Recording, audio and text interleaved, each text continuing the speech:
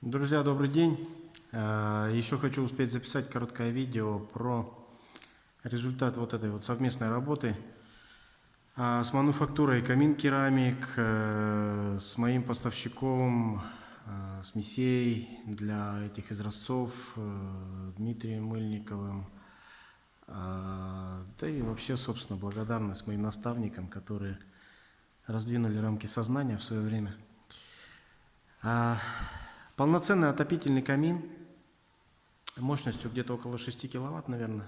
Ну, не считал, можно будет поподробнее потом. Литье Писла, Рубцовск.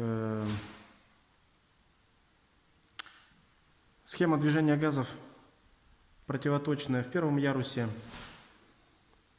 колпаковая во втором ярусе, труба шестерик.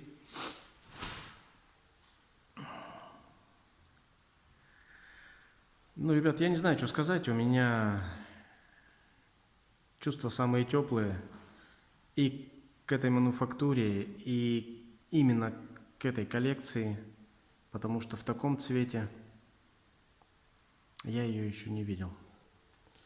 Я испытываю колоссальное эмоциональное, эстетическое удовлетворение и от работы, и от созерцания, и от тех впечатлений, которые продемонстрировал заказчик в пятницу. Спасибо всем огромное.